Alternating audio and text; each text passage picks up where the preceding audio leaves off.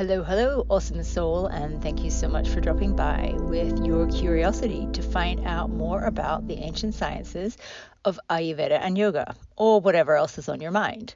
I'm Donna Williams, and I'm your guide on what for now I'm calling the UnPodcast, because who knows where this will go or if it really even is a podcast. With a degree in sports science and a deep love and respect for the planet, I spend a lot of time geeking out about all things well-being.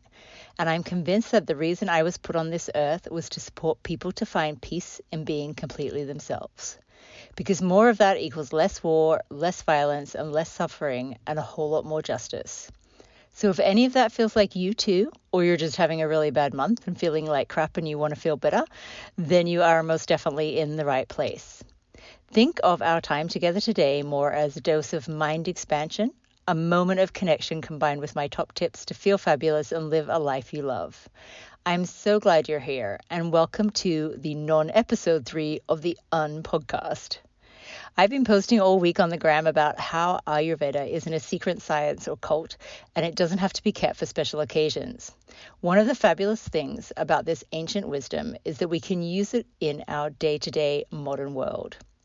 If we remember that everything in Ayurveda is based around the belief that we are all made up of some combination of the 5 elements, so that's earth, water, fire, air, and space, and we can slow down just enough to notice whether we feel like we have a lot or enough of these within us and around us, then we can constantly make small, easy adjustments throughout our day-to-day lives without having to spend a lot of energy or think too much.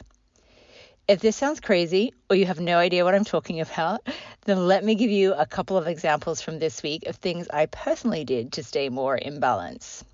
But before I let you in on my secrets, 2 important things to remember about Ayurveda.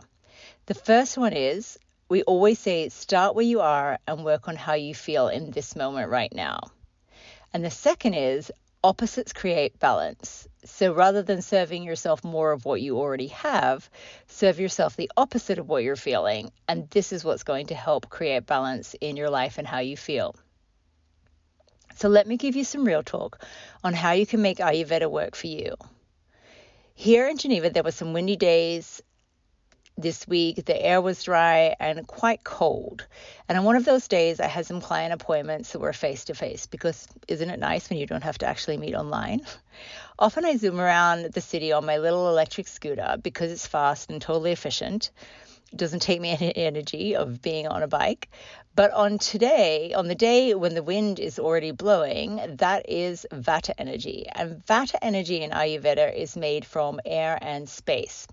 And so the energy of the weather on that day that I had appointments was movable, light, cold, fast, and destabilizing, according to how Ayurveda sees these elements that make up Vata. The opposite of those characteristics would be slow, steady, grounded, and connected. So had I jumped on my scooter, I would have been adding more of the same energy. Think of it, a windy day, it's cold and dry outside. I'm on my little scooter, whizzing down the street, feet not touching the ground, but floating above on the scooter, wind whipping through my hair, and the air making me colder than ever. But because I was paying attention to the elements and how I was feeling, I instead chose to take a slow, mindful walk to my client's house, feeling the sun on my face, noticing my feet connecting to the earth, feeling like I was part of my environment and surroundings rather than just speeding through them. I gave myself the opposite of what I was feeling to create balance. Does that make sense?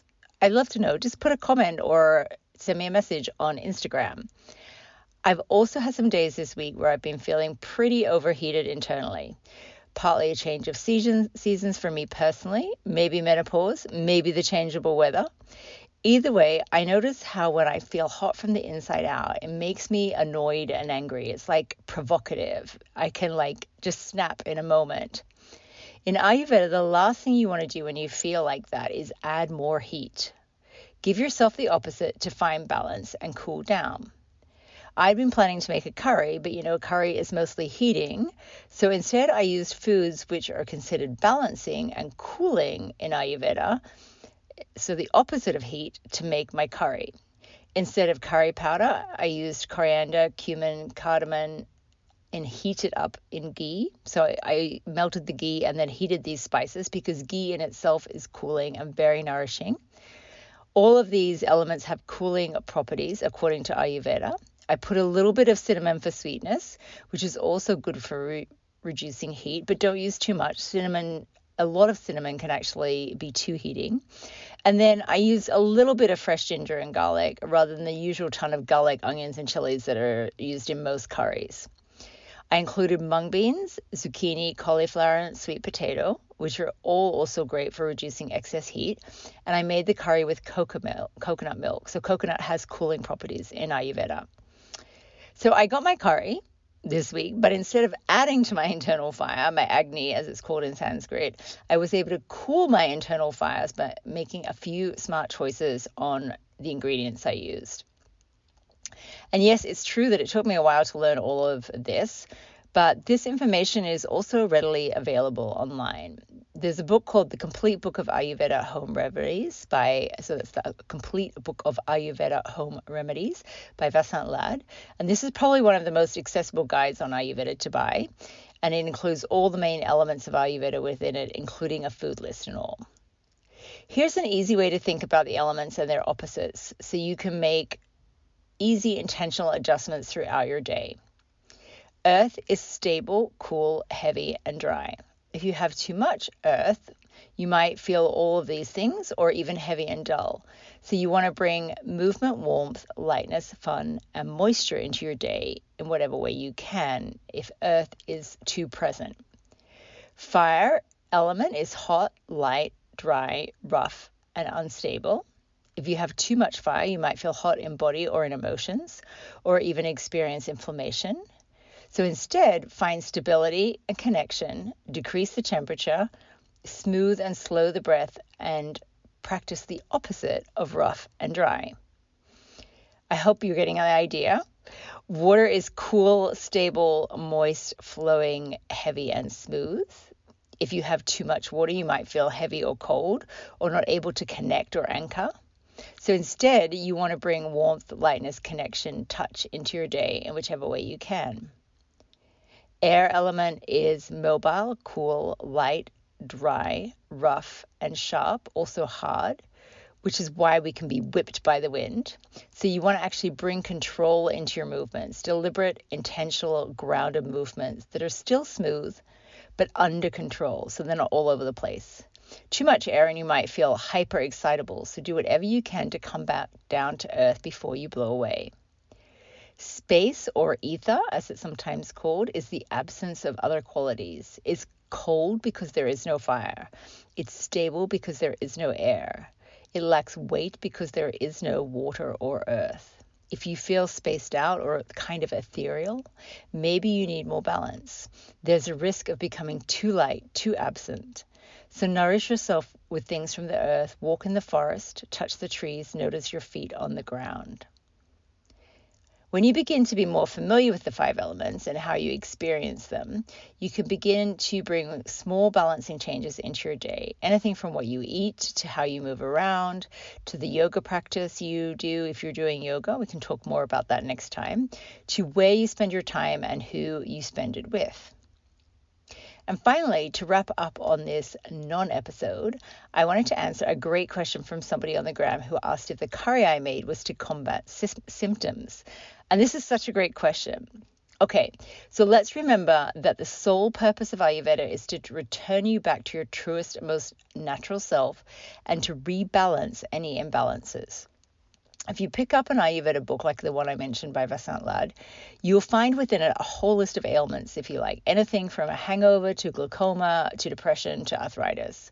Ayurveda has a particular view on each disease, and I'm deliberately saying dis-ease, not disease, so when we're not at ease. So Ayurveda has a particular view on each dis-ease and its symptoms in relations to the element, what imbalances it causes, and what Ayurvedic treatments will therefore reduce the symptoms and bring you back into the balance.